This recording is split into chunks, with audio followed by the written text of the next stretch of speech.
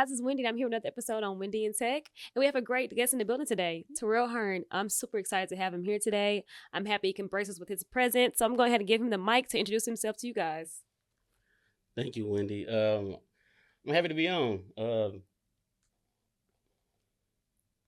It's perfect. It's okay. You guys, this is Terrell first time on Wendy and Tech, so he may be a little nervous, but let's go ahead and get him warmed up a bit. So, to get you started off a little bit, can you tell me more about yourself and how you got into the industry?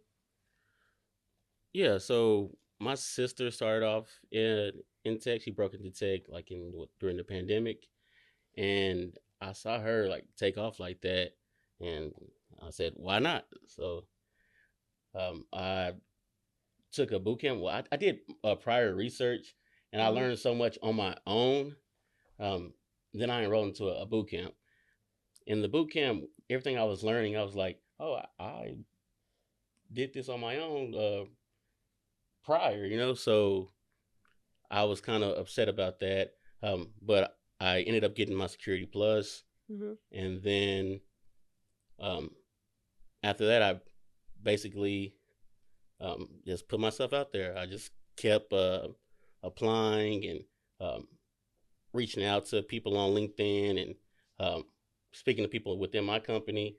And hey, I got to be um, SOC Tier 1. Okay, so before you were SOC Tier 1, right? What did you go to school for? I went to school for criminal justice. Wow, so criminal justice to cybersecurity, that's a huge transition. So you say your sister did boot camps and that got you sparked your interest. So within that being said, you went to boot camp. I also went to one too before, right? A lot of people don't know I went to boot camp way back years ago in 2018. I went to boot camp for 3 days to take my security plus, and I flunked the test. I did not pass. I am not an advocate for boot camps at all. But you did say you learned the material on your own. So, what you learned on your own? Did you learn any different like tools and technology within SOC? Um, yeah, Mm-hmm. so learn about vulnerability scanners, SIM solutions, um, really virtualization for the and a lot of tools basically like Kali Linux and stuff like that, hacking tools. Mm-hmm. Um, so So it's okay. So all those tools and technologies, I think that's really great. You're a black man in tech, right? Being black in tech, we already have the odds against us. So you took your time to learn these different tools and technologies. I really want to applaud you because that's a blessing in disguise. So, what advice do you have for anybody that's out there that may be a young black individual or a woman who may be interested in getting into the SOC? You work SOC Tier 1. What can they do to get in your position? that's a good question. Mm-hmm. So if you want to go into security, I would say for one, uh, your security plus. Security plus is probably a good foundation for cybersecurity. Mm-hmm. Um, there's no one way into breaking into tech. I feel like you have to find what's what's best for you. Mm-hmm. Uh, but it's too many resources. It's way too many resources online. It's, free resources. You can do something on YouTube or do a Coursera course or something like that to learn the foundations of cybersecurity. Um, these boot camps, they'll uh, basically make you pay for information that's already available to you.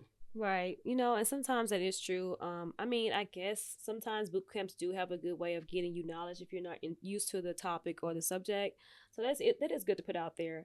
But with all you're doing, do you have any advice for those who may be looking for mentorship, into this industry from someone like yourself? You're a black male. You're very powerful within your role.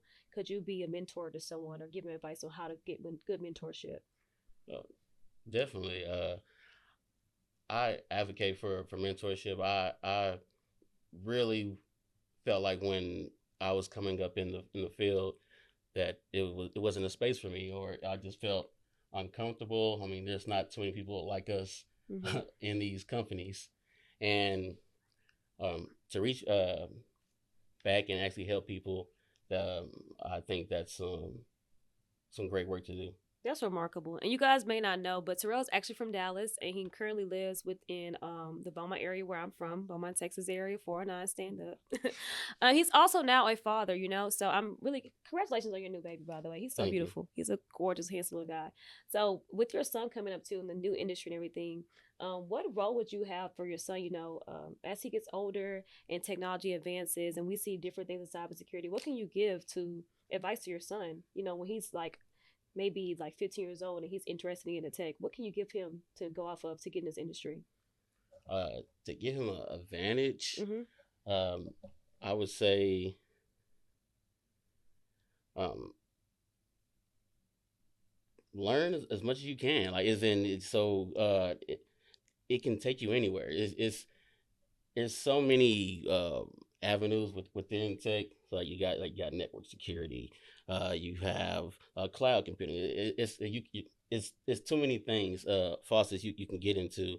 I would have him, for the most part, uh, get into to networking because networking is really the biggest thing. Good. That's perfect. And I'm happy that he has someone like you to lead him across the way. So, with that being said, have you also, with your current role, you're being a father right now, full time, you work full time. Have you experienced any challenges so far with this type of transition in your career? Um, yeah. Mm-hmm. So I'm fully remote, so um, I have him, and I be trying to tend to him while working, but it's you got to stay on your toes. It's not. I'm sorry, I'm throw it off my head. No, it's okay. So you feel like sometimes it's not easy to, you know, maintain the full time job and being a father Yeah, full time. it's easy to get off path. I Mm-hmm. mean, so I got to remind myself, okay, hey, you stay on task. Right. Yeah, I understand that too. So outside of you being a father, you working full time. Do you do any other outside activities promoting for people to be within tech and cybersecurity for your community? Yeah, so I post a lot on LinkedIn, Mm-hmm. basically advocating, uh, basically us getting into tech. Um, I just feel like I have I guess a chip on my shoulder. Basically, I Mm-hmm. just feel like, okay, yeah, this is something that I have to do, basically to do for us. Mm-hmm. 'Cause I know it's a lot of people that want to get in it, but they feel intimidated. Right. That's good. So with that being said, what advice do you have for those people who may feel intimidated by getting into this industry? What's your authentic response to them to make them feel welcome? You know, we're always giving back. We have our hands up. But what can you say to them to feel welcome into the space? Work hard, but but you're gonna have to keep going. Mm-hmm. It's hard, okay,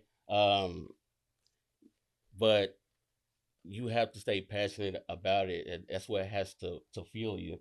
Mm-hmm. Um, don't be afraid to learn because I think just certain maybe words or something maybe make intimidate people, Mm-hmm. and it's just a big word. Break it down. Um, you have to just But sometimes, you know, like telling, like saying, like, oh, this is a big word breaking down. Sometimes people really need to feel that compassion, you know, that you're really with them on the journey, that you're with them on the ride mhm. as we go through this. So being black in tech for us is more than just a role. It's really like kind of like a lifestyle. We're pushing for others to be just like us in this industry, right? We already have the odds against us. We got to be a union together. So I think more so it should be more of a union between the two. Um, I was never raised to see color, but I know other people do. So just for that being said, like we have to make sure we advocate for one another being in this industry. Wouldn't you agree?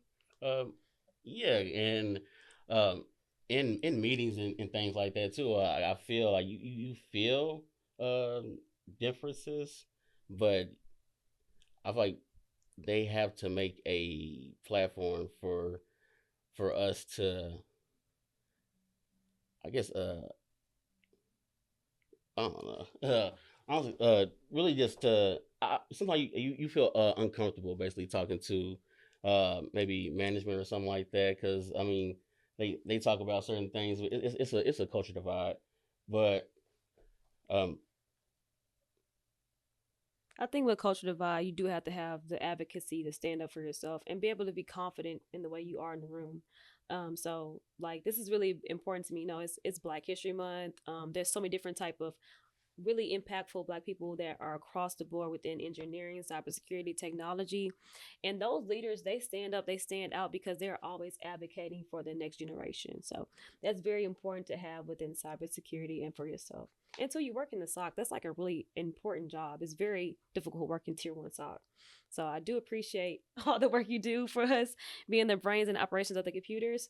So before we close out, Terrell, do you have any more advice that you would like to give to those that may be listening or the learners online, who are just feeling like, what should my first step be to get into tech, and how can I make myself successful within the industry?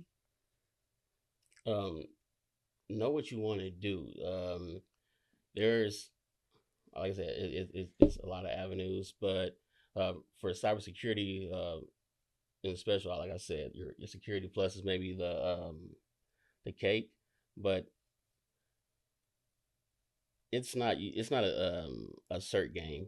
People think you get all these certs or whatever, and then oh yeah, you're gonna get hit with a job or something like that. I feel like you should actually learn the job. You know, actually get the skills.